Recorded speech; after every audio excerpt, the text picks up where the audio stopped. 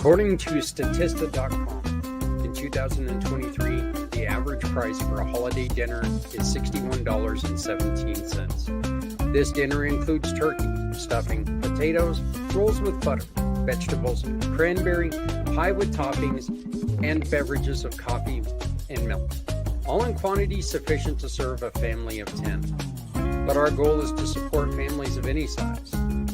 Or, if you would like, look on your local community pages on social media. Find a family that needs your care and support. Verify your donation by asking for an email with a receipt showing your $20 of work. Family caring and support is what this season is all about.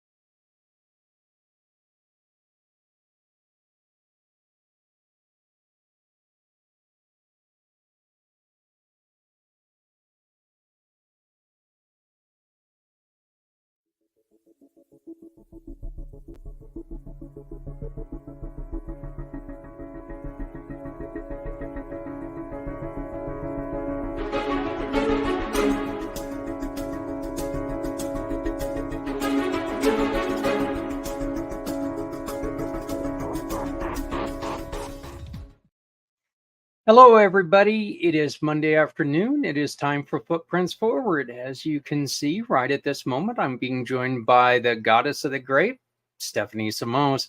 How you doing, sweetie? I'm doing good. How are you? I'm happy to be back and be here tonight. Yeah. You ran into a little bit of problem with getting from one place to another, doctor's appointments, all that other fun stuff that you got to deal with as a mom figure, right? Traffic this time of year, Yeah. That is one of the things about holidays that does, in which that's what our main focus is this week, is the holiday blues. And I think that right there, traffic alone is one of the things that drive people insane. And it's one of those things that other people's driving is not one of my favorite things to discuss to begin with. But when you're already in a hyper tense mood, yeah, and the littlest thing can really take and turn your day. I know one of the things I always tell people, and see, I'm not a coffee drinker, but being a biker, one of the things that always scared me, and I truly believe this, people and coffee kiosks, they are almost as dangerous as people who drink and drive, because they will switch double lanes to turn in front of you. They've got to get that caffeine fix, and people are insane around them. Have you ever noticed that? We have a Dunkin' Donuts location up here that I've seen that. The location isn't great though, so I will say that first, that the road that it's on is not the greatest. But yes, I've witnessed that. And I am a coffee drinker, but mainly coffee at home. So we drink too much of it to be making stops places.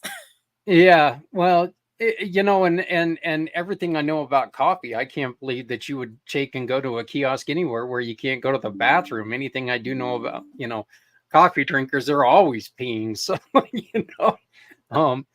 but we did, this is our last show of the month. This is the last show on the PAC channel, the last live show of the year, as a matter of fact. So we're taking a somewhat well-deserved couple weeks off and getting ready for launching some really wonderful stuff next year. And bringing everything back a little bit stronger and a little bit better. And we ask you to please contact us.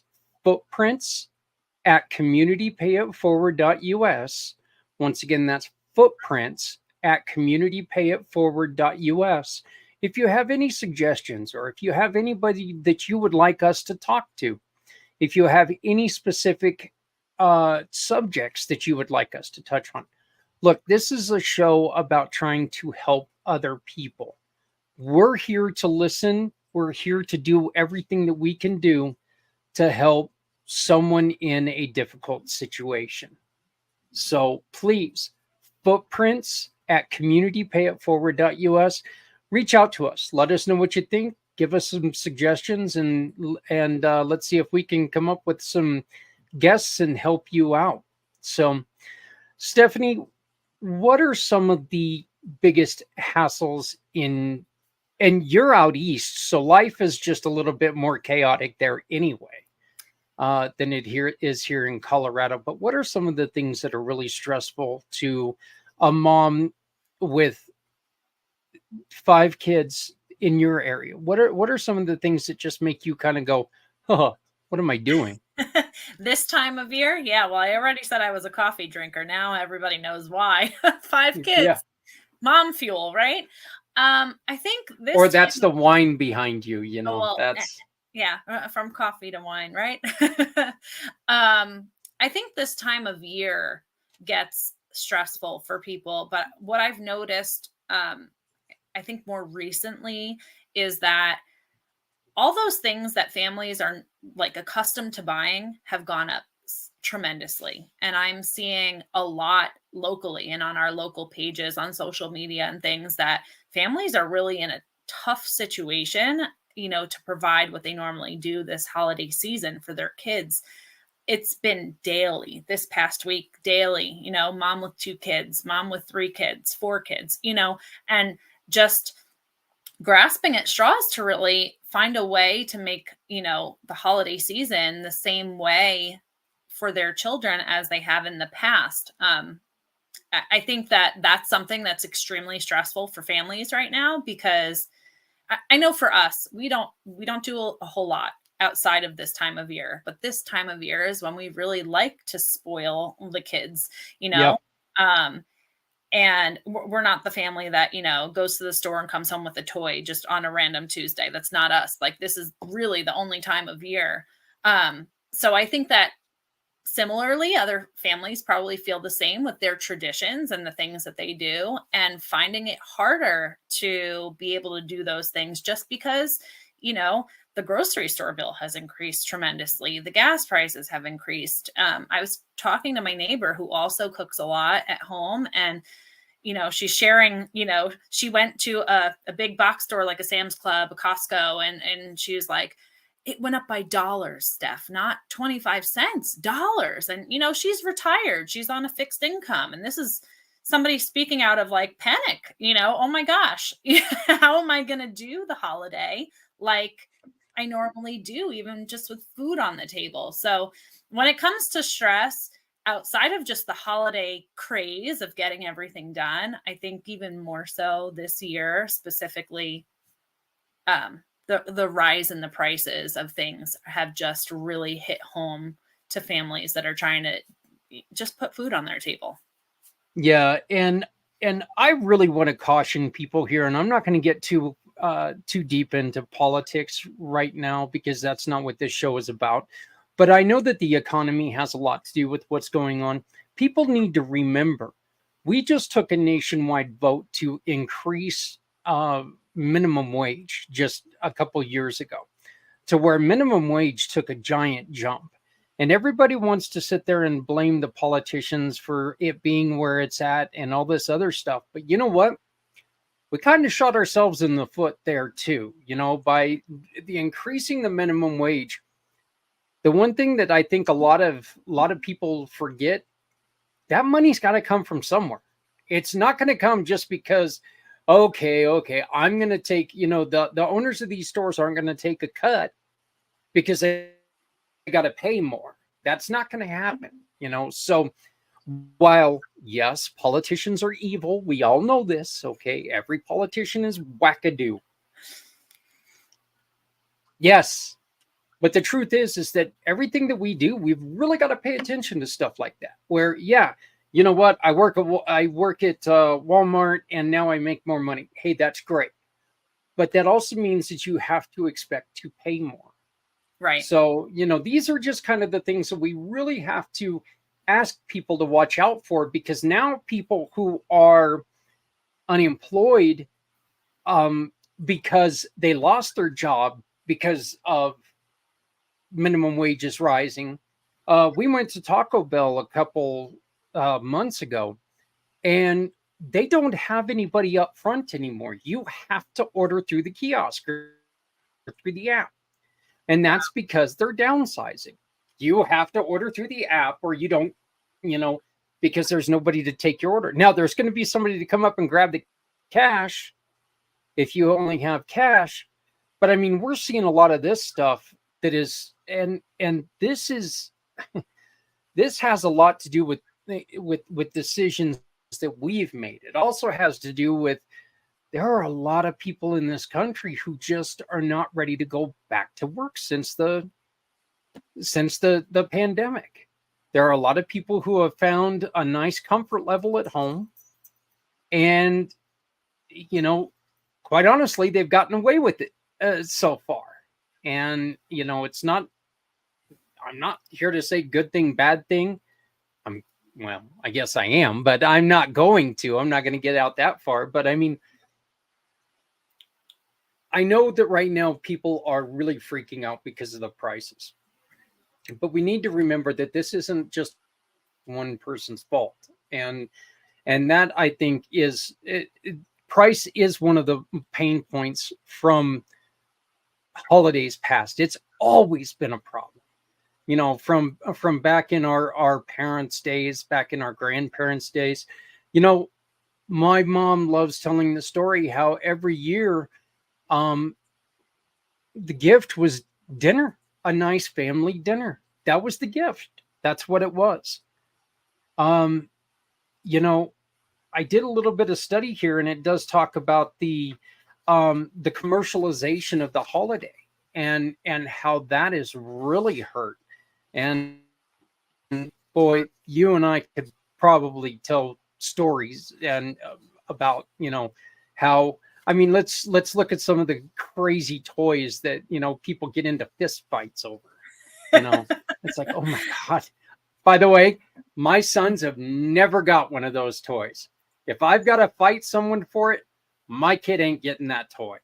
So, I mean, people are camping out in front of stores in the cold, hours before the store opens just to get those items.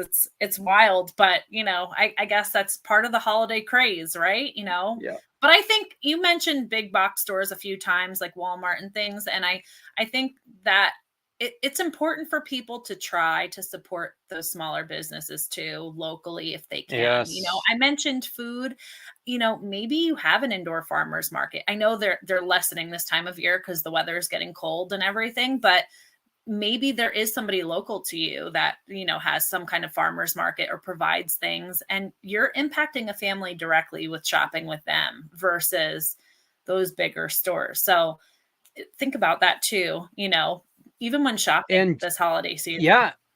And generally their prices aren't going to alter near as much as you're going to get at one of the bigger stores, because they still have to pay the fuel prices, they still have to pay everything else, but it's their store, it's their market, whatever it is. So you're right. Woodworkers, I mean, I love this time of year because of the woodwork that comes out. Yeah. I love seeing all these nice crafts and things like that. That is honestly one of my favorite things about Christmas, is seeing some of the cool looking woodwork that comes out, but I was an artist in high school. I can't draw a stick figure now, but I was an artist in high school. But it's really, I love your suggestion. I think that is so perfect. Instead of going and buying this, go back to some of the really cool yesteryear, even, like for some of these kids that, let's be honest, a lot of these kids don't respect the toy anyway anymore. Yeah. So It's true. I mean, our local farm that we've always shopped with, they never changed the egg prices on us. I remember a friend from out of state calling me and said, "Can you believe how much the eggs are in the store?" I was like, "I haven't bought eggs in a store in years." And they never changed the prices on us, you know? So think local. You might be surprised with, the value you're getting to. And you're I helping somebody directly that probably needs to put food on their own table this holiday season. So it's all around like a really good thing. and I think that right there, again, I think that is such a beautiful point, that you're right. You're dealing with a family. You're not dealing with a conglomerate. You're dealing with somebody who actually has an input in your local economy. And when they do better, you do better. Right. I mean, if we start losing all of our farmers and our small businesses, that those are stores that the city shuts down. There's no more city. There's no more town. If all the smaller businesses get shut out, there then you're in trouble of dying down. There is no such thing as a small town where the only stores there are Walmart, Albertsons, King Super, Safeway, and Best Buy. There's always going to be like smaller mom and pop towns, Yeah. because those bigger stores don't have anything to do with those small towns where that would be all there is to them. So, Right. that's, I do love that point. And you can always contact the local, um oh, what's the word I'm looking for? Directories, local directories for all your small businesses. They're all over the place. Your chamber of commerces, go to them, check out the people that are there, check out local. That is, what a great idea. What a And great it's idea. great. Social media gives you so much access to see what there is local. I mean, I'll use this as an example. I was looking for something outdoors to do that was festive for my kiddos, and just with the simple search on social media, so many things popped up, and we were able to find something that not only was free, and there were opportunities to make donations to causes that put it together, but it was something that was great. And it ended up being a really beautiful sunny day in the low 50s here in Pennsylvania, the day that they put it together. So quick search on social media and you can find those businesses. Join your local pages, and they're usually advertising on there. One of the things that I know we've been a part of is like women's groups and stuff like that. They'll also have like craft sales and stuff like this around now, to where you can take and celebrate the women in your community, and the women business owners and stuff like that. And you get to go in there and have a lot of fun that way as well. And it's just, again, it's a great way to get to know the people that are in your community. It's much less expensive, and let's be honest, the people are a hell of a lot nicer than, and getting a good answer about a product, getting a knowledgeable answer about a product, that's always so nice. Because when you're sitting there and you're talking to some kid, at one of these stores that doesn't have a clue on what you're talking about, and I'm getting old, so kids don't understand what I'm saying anyway. I go up there and I'm trying to explain something, I don't even know what the hell it's called. So I mean, me sitting there stammering all of a sudden, all about it, and they're sitting there looking at me like going, I don't know what you're talking about. What's one of them there thingies that you plug into that thingy there, and they're a plug. Oh, whatever you kids call it nowadays, But anyway, the holidays are usually viewed as a time of happiness and rejoicing, but for some people, it can be a period of, and these are the main things that they call for the holiday blues: painful reflection. That's what you and I were talking about a little bit prior to the show. Sadness, loneliness, anxiety, and depression. Those are the main ones that they list here. You made mention that you lost somebody right prior to a holiday, and that that's something that it's hard to not think about that at times. That's an anniversary that you're going to think about if it happens on June 6th, when it happens right before the holidays. That brings a new level of awareness to the situation. Yeah. Well, you had asked me, if this should be classified, and you know, I gave you my honest off the top of my Yeah. head with that question kind of feedback, and that initially came to mind for me. My grandfather struggled with cancer for so many years. He battled it for so long, and it was just time. And he actually it was just after Christmas, but um he decided he was going to stop taking his chemo because he wanted to like have his last supper for Christmas and actually be able to taste it and like really enjoy the holiday with everybody. And that's what he did, and it wasn't long after that, but he was so happy to be able to feel better and be able to taste his food, because a meal, Italian family, a meal was like the most important thing, you know? So yes, it brings back that. And I think it brings things up for different people. So when you had asked, like, should it be classified as that, as like a diagnosis, right? I think that everybody's feelings around it might be different. It could be somebody gets depressed because they don't have the finances to do for their kids this year. It could be, that somebody is grieving a loved one that's no longer with them. It could be, there are so many, I feel like, subcategories under that of an umbrella that it could be under, that it's kind of hard to pinpoint and say, well, this is what you have, is the holiday blues, when really people experience these things throughout the year too. But I think it's just hypersensitive this time of year because of the chaos around it and the commercialization and just society's expectations too of what you should be doing, when really I think that should be your choice as a family with what you're doing. Right. And expectations is one of the main reasons for a lot of the depression, they say. I know that when it comes to this list, uh, loneliness is one that is really, I've experienced the loneliness to where I had a, a large amount of family around me, but my son was moved to Kansas, and I had to celebrate a holiday that I associate with children. And I had to associate that knowing that my son wasn't here, and something that I used to look forward to and was so deeply, deeply involved with because of him. All of a sudden he was gone. I didn't want to celebrate. I didn't want to be around people.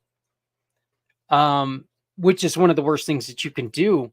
But I wanted nothing to do with it. It was like, you know what? If I can't, the whole, well, if I can't have him, well, I don't want nothing to do with it. I mean, this doesn't mean anything to me.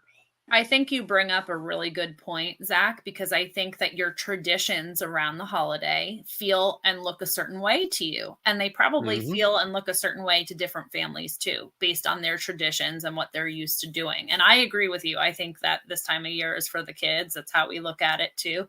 That's how it always was when we were growing up. And I think that that's the stress that's being put on adults now this time of year, but even more so because a lot of people are struggling to make ends meet with just the bare necessities that they have to purchase anyway, So that's kind of what comes to mind when you say that. And I hope it's an easier holiday season for you this year. Oh, it is. It is. It's actually, he once again, right before we were talking, he's even further away than Kansas now. He's over in Japan now, but he and I, we talk a couple times a week. We, even if it's take a picture of something stupid and send it to each other. Now that he's about 30, Stephanie, my boy's about 30. God, I don't know when the hell I got that old, but he's about 30. And so we talk all the time now, and it became a lot easier for me because, well, when he left, I was 22. I didn't have, I wish I knew half of what I knew when I was 22. Okay. The only thing I know now is at 22, I was an idiot. But the truth is that figuring it out along the way, I realized that, he's not gone. And that's a hard thing to remember, because you're right. When it's tradition, when you look around and everyone else has their kids, everyone else is happy, and you're sitting there going, you got that bite in the back of your neck, in the back of your throat. It's really hard to deal with something like that. And that goes with the loss. And that goes with, obviously divorce and parents. But, when my baby boy moved out of the house the first time and he told us that he was going with his girlfriend out of town, I was like, you're what? No, you're not. This is Christmas. I don't care if you moved out. I'm dad. You're going to listen to me. And I learned the hard lesson there. No, he's not. But but it is, there are so many, and it's a very, I understand loneliness on this list a lot more than I understand anything else, because I know that feeling of, you're wanting the family there and having even one person missing. It's devastating. So one of the others, and we've brought it up, is anxiety. I'm taking a deep breath as you're saying that, Zach. Yeah. Because I know I am not on track with where I need to be on the 11th of December. Oh, I'm nowhere near. But I think with the prices, I think coming out of the pandemic, I think all of the things that we've went through, and including the year and a half of no longer being able to be with people because, things were a little askew. Mm-hmm. I think us rushing back together a lot of times, that creates anxiety on itself. Yeah, it definitely could. And I think it definitely could with feelings around, who's got elderly parents and things like that too. Yep. And just being considerate of people's feelings, along with transitioning back to what the norm looks like now, for you. And this is definitely not the time of the year to make your opinions more important than the family, and that's really the way it is. You know what? If you're going to somebody's house, if you're going to be breaking bread at someone's house, it's their home. If they're asking you to stay away, if you've got the sniffles, stay the hell away. It's not a big deal. Mm-hmm. In the long and short of it, it's a bigger deal if you make it a bigger deal. If you just say, hey, you know what? I was running a little bit of a sore throat and things were a little, off. I'd much rather somebody tell me that than say, you know what, I decided to risk it, and now everyone at the house has something. And I just say this after getting over COVID at a funeral. I caught COVID at a funeral. And, look, deniers be deniers, if you will. But the fact is that, COVID's not the worst thing I've ever had, but it's not the funnest thing I've ever done either. But I'm still relatively, okay, I'm not going to say young. I'm not going to say young at all. Stop it, Zach. I'm relatively not ancient, healthier guy, even though I'm a klutz. So, I could take care of it, but I mean, it does still hurt people, and especially like you said, older people.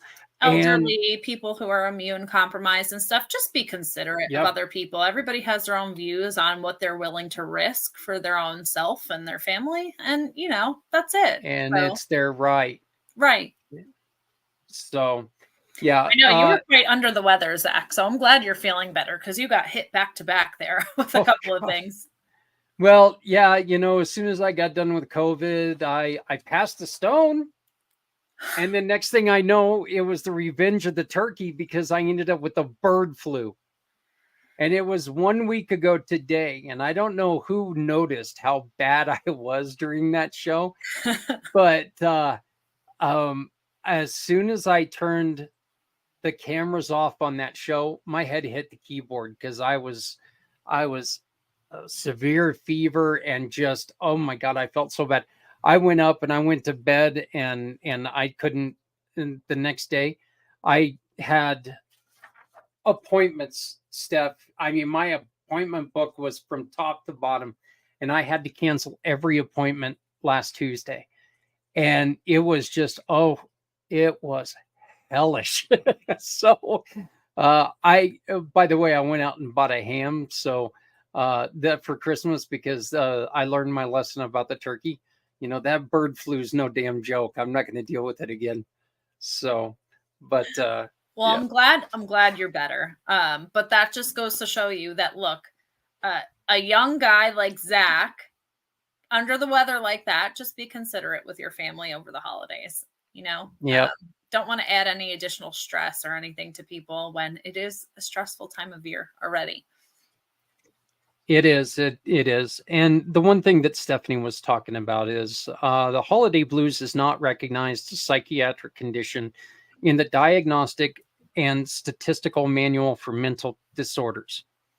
The manual used by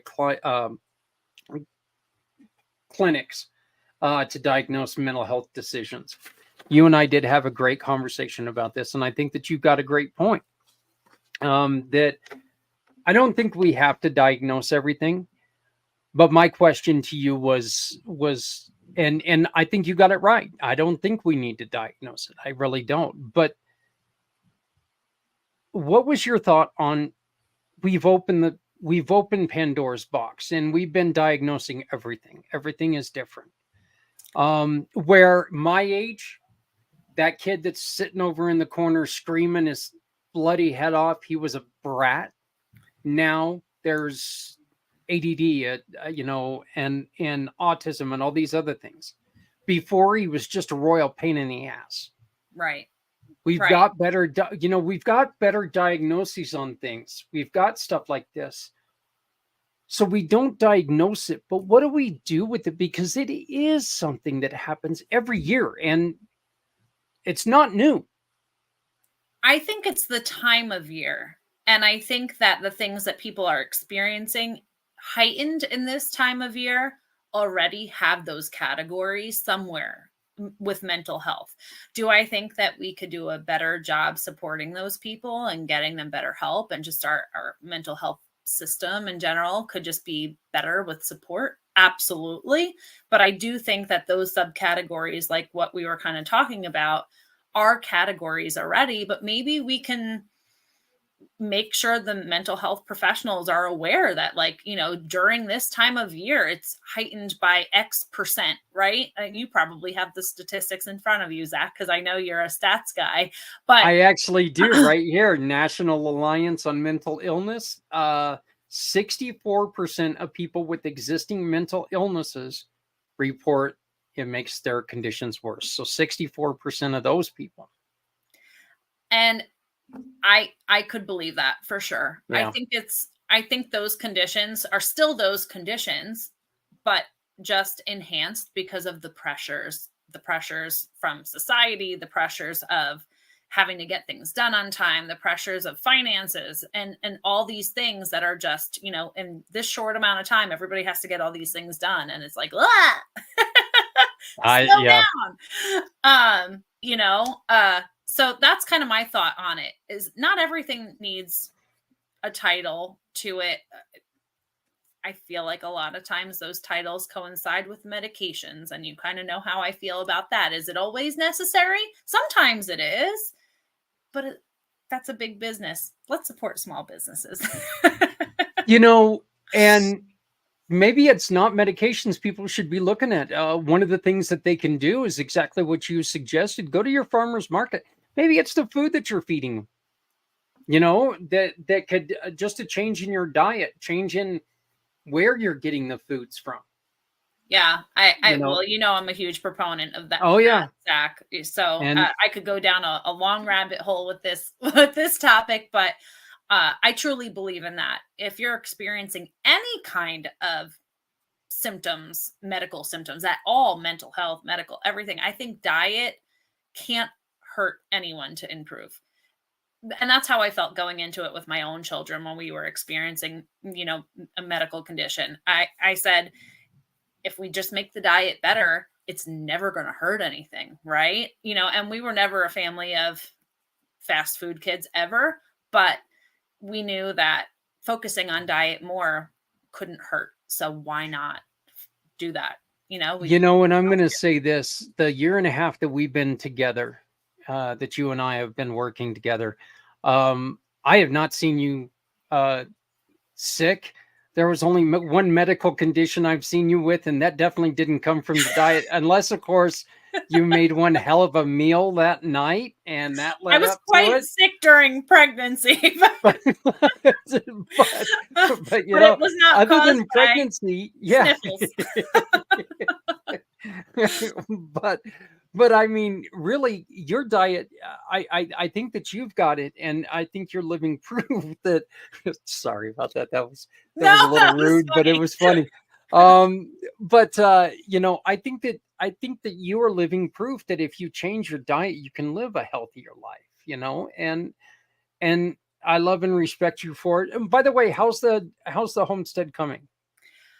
Did you ship Paul back out, or is he still around the house? No, he's working here, and I think we're probably not going back because now it's winter and the lines and everything are above ground, so there's no water in the winter time. So I think we're holding tight until we head out there in the spring is what I'm thinking right now. Maybe he might make a trip and bring house stuff down and make that a quick loop around and come back. But no, he's here just trying to wrap up like commitments to clients and things like that right now. So he's here. But I mean, our lifestyle is the focus, and moving into that kind of lifestyle with the homestead and stuff kind of was a thought 13 years ago that's progressed since then. And we feel is even more important now, medical stuff with the kids and stuff. There are small things that you can do, right, to improve diet. And we've taken next month, it'll be 8 years since my son's first flare. So it's been a long time, and we didn't do a dramatic change overnight, but steps, and like let everybody adjust to that step and then another step, and people have known me a long time. They're probably watching like, what the heck? She's baking bread. Well, we stopped buying bread at the store. Why? I can just quickly whip it up if they need something, right? I'm here with them. My kids are doing cyber school. I can quickly throw something together. I've got sourdough starter. So I kind of went down that rabbit hole with like the stuff in the store that's on the shelf. It's got other stuff in it to preserve it, right? So if I can eliminate that a little bit, it's just flour, water, and yeast, and a little bit of salt. We're done. And that's it. Yeah. And if you got the energy to do it, do it. And like you said, you've made the dedication to your kids to keep them there at home and keep them, to educate them there at home and help them grow from that. So I think that, that's just it's a wonderful next step to make sure that, this is just one way to make sure that your kids are growing up the way that you want them to. It's not like, the modern day thing, send your kids to school, there's an instant babysitter. And you're taking more of an active role. That. Parents have to work. I'm not. Oh yeah. And my kids were in the public schools here up until the pandemic, actually, when everything shut down, and I knew that it was going to be that way for quite some time. I looked into a virtual setting for them with structure that had been there before the pandemic, where, with a school that knew what they were doing with cyber. So we went in that direction. And truthfully, with my son that needs a lot of support, it's been a blessing. They've been able to really help him in a way that the public school didn't have the resources. So blessing in disguise. But I know people have to work. People have to send their kids to school. Those are working hours. I'm not knocking that at all. And I'm sure somebody watching this is going, and she bakes bread. Like, that's crazy. Well, it took me 8 years to lead up to that, right? I mean, we took baby steps. We don't buy meat at the grocery store anymore. We support local farms where we know that those animals were born there, bred there, fed there. They know what they were fed and everything. They were healthy. And these people know our family and our family situation. So that, they're not going to sell us something that's sick. Things like that. Like, if once you start to think about it and break it down, you start to question things. And some of the things that are put into our food that's readily available at the grocery store just isn't really good for you.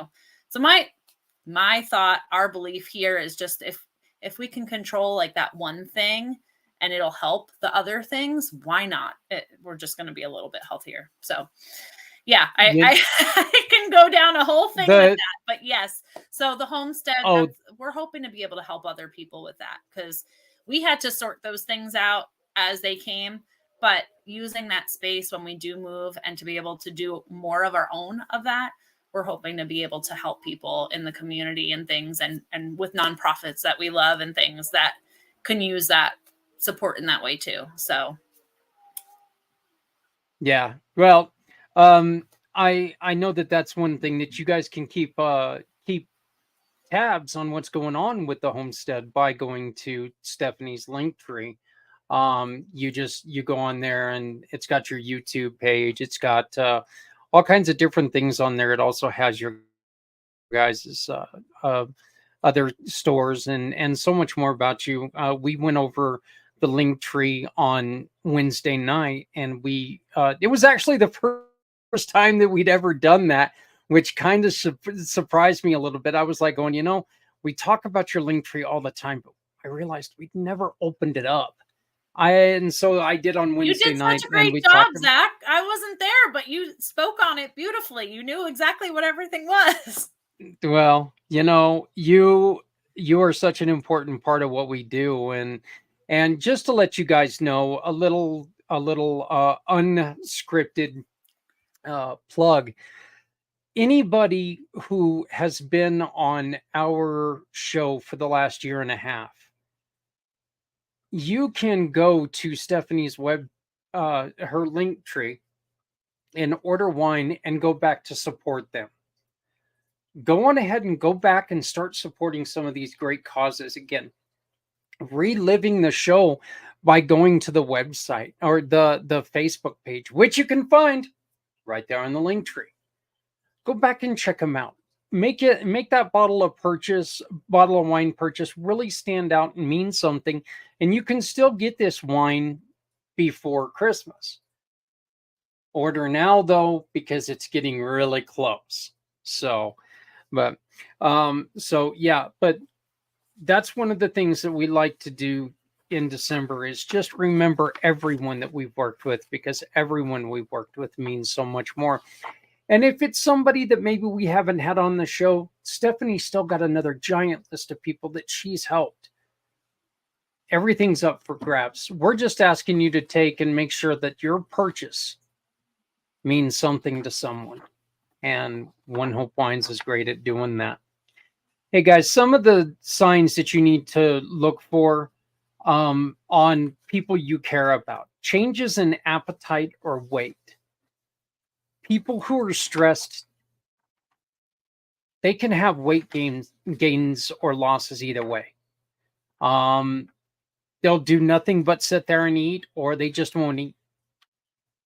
And it's not going to be a drastic, or it's not going to be a drawn out change. It's going to be a drastic, oh my God, look, the guy dropped 60 pounds in an hour, okay, maybe not that drastic, but it's going to be one of those things you're going to notice real quick, because they're just not going to look the same. Changes in sleep patterns, depressed, or irritable moods. Difficulty concentrating. This is a big one for me. Feelings of worthlessness or guilt. And that's where we start getting into the, am I doing everything I can for my family? Because look, we all want to buy our, we would all love to supply our significant other with the brand new Lexus in the driveway. That commercial's a lie. It doesn't happen that way. Okay. We would all like to make sure that our kids have everything that they want, but just be there for them. That's the best gift you can give anybody, is to truly be there with them. So, worthlessness or guilt are heavy, heavy feelings to overcome. But just remember, you can only do what you can do. I mean, don't try to beat yourself into being something you're not. Feeling more tired than usual. Feeling tense, worried, or anxious. Loss and pleasure in doing things you enjoy. And all of this is all the same thing that you're going to get from depression all year round. But again, this is the time of year a lot of people really get hit with this stuff. And you've really got to be careful. Suicides do increase during this time of year. Okay. Feeling sad during the winter and holiday months is also a sign of seasonal affective disorder. It's called SAD. Okay. But that is clinical right there. There is a clinical thing called SAD, SAD, seasonal affective disorder. So that to me is kind of weird, how they say that they don't have anything, but then they turn around and change a couple words and now all of a sudden it's a thing.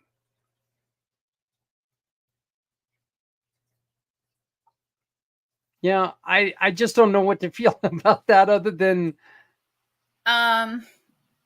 I mean, so it's kind of under that umbrella then. Yeah. Like we were kind of saying, and those things fall under it, it seems like, and that's just, they're calling it a seasonal disorder. So, yeah. Well, and see, they're saying with SAD, typically it lasts about 40% of the year, which is late fall and early winter until spring or summer. So that's just people who are gloomy and doomy throughout the winter time altogether. So, I mean, I guess it's kind of, I mean, it encompasses the holidays, but it's not exactly what we're, it's not encompassing everything that we're talking about. Right.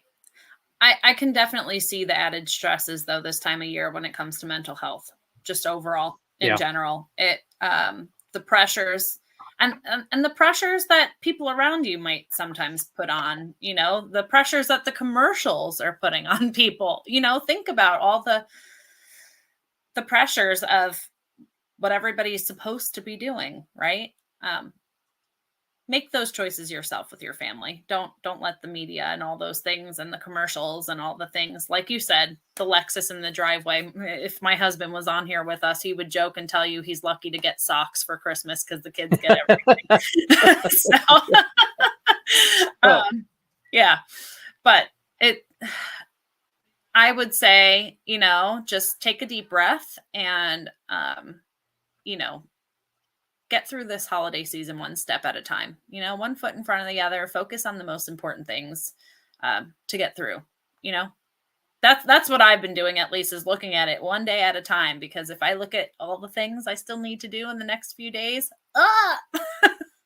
Yeah. Oh, like I said, I understand. There are multiple things that are the reason why those things were caused.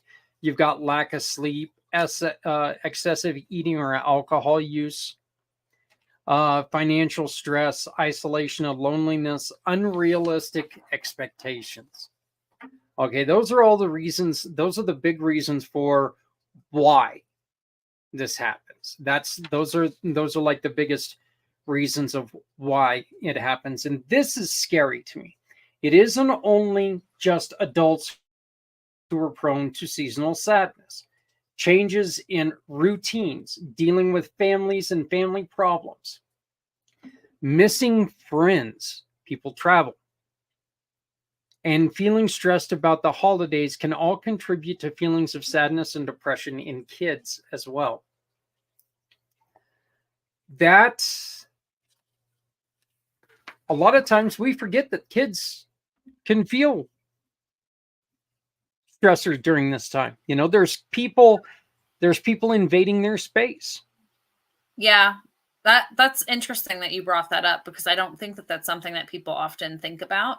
But even if you're traveling to go here and there to visit and see family, that puts stress on everything, packing things up. Are you staying overnight? All these things, that's a change in their routine, change in their environment, travel time, all those things. You know how traveling makes us feel if we're traveling for a long time, exhausted. Yeah. There's a lot of things that kind of contribute. So that makes sense. That's not something I would have initially thought of, though. But great that you brought that up. Your kids, how well do they take going to someone else's house? Do they sit there and I'm not going to ask you, if they're a pain in the butt if they when they get there, but are they kind of the kids that are going to sit there and go, God, I don't want to go back there, or are they generally all right, let's go? I think it depends on what we're doing and who's involved, because my kids are at that preteen age now where, some things are great to do and some things are, that's so cringe, mom. Oh. So I think that it depends on that. But my oldest is difficult to travel with just because of some symptoms that he's still experiencing. But my others are pretty good. They're pretty good. I mean, I have a toddler now, so in going to anybody's house, well, yeah, I guess I'll say toddler. He's going to be 4 at the end of this month. I don't even know how that happened. I feel like I just had him and now whatever. So he's at that age of exploration where you really have to keep an eye on him, because he's here, he's there, he's climbing on this, and all of a sudden he's got something that he's not supposed to have. But I think, gosh, travel for us is hard since my oldest with everything. Travel for us is difficult. Even short distances, you don't want to be in the car. You'll leave my car with a headache. You'll have a migraine by the time you're done with all of them in the back seat. But when it comes to things and holiday traditions that they look forward to, they anticipate that and they get excited for certain things too. So I feel like I have to prep them, like, we're looking forward to doing this. They really like to help in the kitchen with certain traditions and stuff of things that my grandparents used to make around the holidays. So that, are we doing that this year? And there comes that pressure, right? Because my grandparents back in the day used to do lots of fish for Christmas.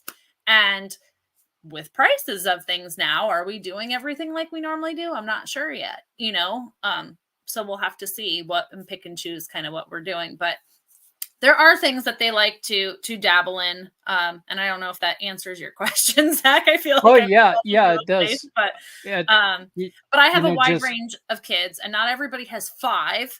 So it is a bit more of a handful to kind of do things, where we usually will host and do things here.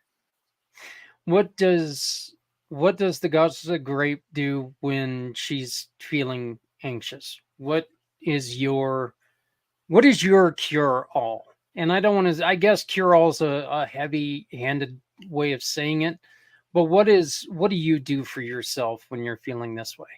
Truthfully, because that buildup could be quick, because there's a lot of things that kind of build up fast. But I will make a list of what's priority first, and I'll just write everything down. And sometimes I'll write it in my planner on the day that I'm going to do it. So it's not just a list where I'm looking at 20 things, but it's okay, 3 things here, 4 things there.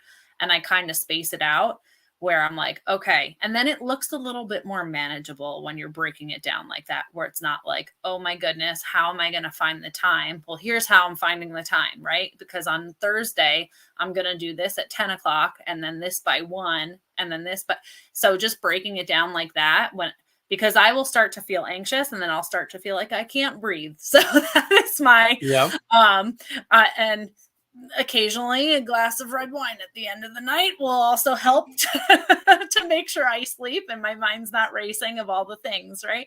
But no, that is my go-to, honestly, is time management is huge for me. I would never be able to get done with all of the things that I do in a day without that kind of breakdown, between being an entrepreneur, our local business, the kids, all the things. Have to have a way of breaking it down to make it a little bit less stressful. Well, but it's normal to feel that way. So anybody listening to this, like, you don't have to have a diagnosis like we've been talking about this episode for you to feel like, okay, now it's okay for you to feel that way. I think a lot of people experience that anxiousness and anxiety and pressures, especially around November, December timeframe. Well, they just in this study that I was doing, they just say drink in moderation. Make sure that you're doing it. Look, drinking in moderation is just perfect. Don't isolate yourself. Exercise. Learn to say no. And I loved seeing that one. Learn to say no. Find time for yourself and set realistic expectations. I think every single thing on here is a great suggestion.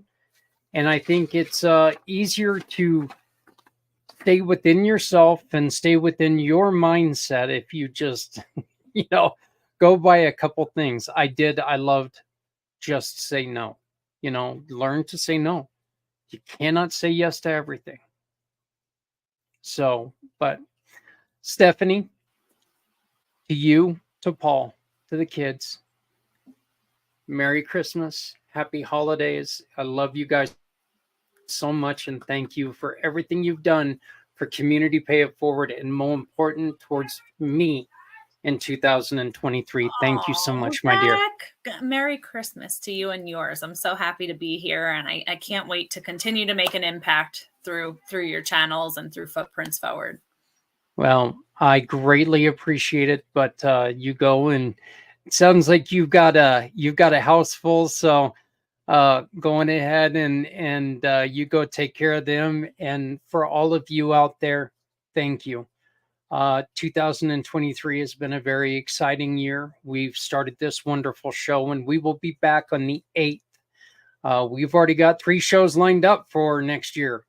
Yay! If you knew the headache on doing that, you'd cheer too. So, but we want to thank you so very much. And remember, please take it easy on yourself. Take it easy on others. Shop small when you can. Take care of yourself and take care of others. We're all we got.